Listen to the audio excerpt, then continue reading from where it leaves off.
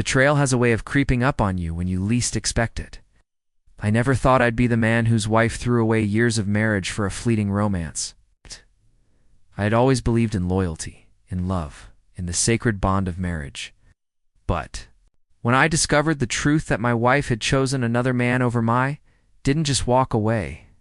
No, I made sure she felt the weight of her betrayal in ways she never saw coming. Before I reveal how I uncovered her lies and orchestrated the perfect revenge, let me take you back. For 15 years, I thought I had a solid, loving marriage. My wife, Laura, and I met in college, fell deeply in love, and built a beautiful life together. We had a nice home, successful careers, and what I believed was a deep emotional connection. I worked hard, always making sure she had everything she needed: freedom, love, support, everything. But love, I learned, is only real if both people cherish it. And Laura had stopped cherishing ours long before I realized it. It started as a feeling one I ignored for too long. Laura had always been affectionate, always present in our marriage. But slowly, she began to change. The late nights at work became more frequent. The excuses grew later, lazier.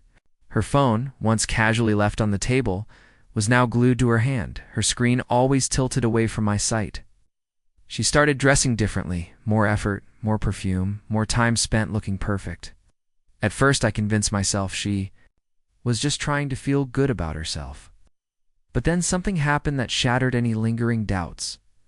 One evening, while she was in the shower, her phone lit up. I glanced at the screen and saw a message preview: "Can't wait to see you."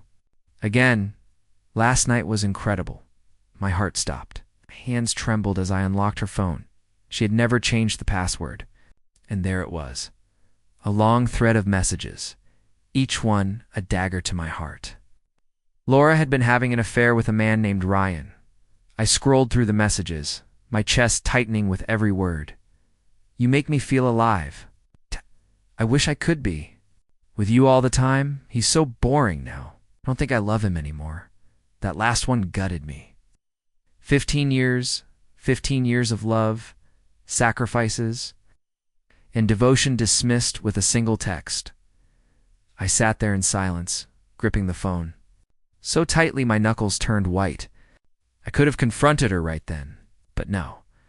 I wasn't going to give her the satisfaction of knowing I was broken, not yet. If she thought she was going to walk away with her fantasy, I was going to make sure she felt the full weight of reality crashing down on her. It was time to play the long game. I spent the next few weeks preparing. I copied all the messages, took screenshots, and gathered evidence. I contacted a lawyer, ensuring that when the time came, I would come out of this marriage without losing a single thing, except for the woman who had already thrown us away. Then I did something she never saw coming. I pretended I knew nothing. I acted normal. I kissed her goodbye in the morning, told her I loved her, and even brought home flowers. One night, just to see if she'd feel guilty. She didn't. Instead, she looked almost annoyed, like my love was an inconvenience. That's when I knew Laura was already planning to leave me, so I gave her the perfect opportunity. I told her I had a business trip coming up a whole weekend. Away, the moment I mentioned it, I saw something flash across her face: excitement. She thought she was getting a free weekend with Ryan. What she didn't know was that I was going to be watching everything. The night before I left, I set up small security cameras around the house. They were discreet, hidden in places she'd never think to look. I also left a voice recorder under our bed just in case. Then I kissed her goodbye and drove away. But I didn't go far. I parked a few streets away and watched the live security feed on my phone. Less than 2 hours later, he arrived, Ryan. Tall, cocky, full of himself. I watched as Laura greeted him at the door wearing lingeries, something I hadn't seen her wear in years. They laughed, kissed, and within minutes they were all over each other. I clenched my fists, every part of me screaming to storm in and destroy them both. But I held back, not yet. Instead, I recorded everything the next morning. I made my move. I called a few of our closest friends and family members and asked them to come over for a big announcement. Everyone was intrigued. Laura had no idea. At noon, I walked through the front door. She was sitting on the couch, relaxed in her robe. When she saw me, her face went pale. "You're home early," she stammered. I smiled. "Yeah, change of plans. Oh, and we have company coming over in an hour. Hope that's okay." She blinked, confused, but didn't question it. An hour later, our living room was filled with her parents, my parents, and a few close friends. Laura was nervous now. She kept glancing at me, trying to figure out what was going on. I stood up, cleared my throat, and said I wanted to share something important with everyone. Then I grabbed the remote and played the footage. The room fell silent. On the TV screen, Laura and Ryan's affair played out for everyone to see. Every kiss, every touch, every whispered "I love you," exposed. Laura gasped, her hands flying to her mouth. "Mike, please." I cut her off. "Save it." Her mother was crying. Her father looked like he wanted to strangle someone. My own parents were too stunned to speak, and then I dropped the final bombshell. I pulled out the divorce papers. "Laura, I know you were planning to leave me for Ryan, so I did the honors for you. The house, it's mine. The bank accounts. Frozen, you'll leave with exactly what you came into this marriage with. Nothing."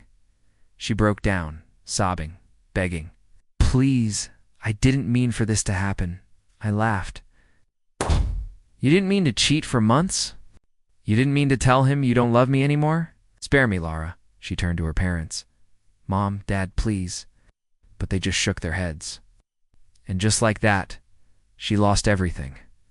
Laura tried reaching out for weeks' apologies, begging, everything.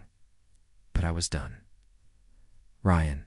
He ghosted her the moment he realized she had no money, no house, and no future.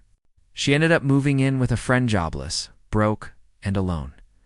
As for me, I moved on. It wasn't easy, but I found peace in knowing I had the last laugh. Because in the end, she chose another man, but was left with nothing but regret. Thanks for reading my story. If you want more real-life tales of betrayal, karma, and the ultimate revenge, hit that subscribe button. Some cheaters never learn, but some learn the hard way.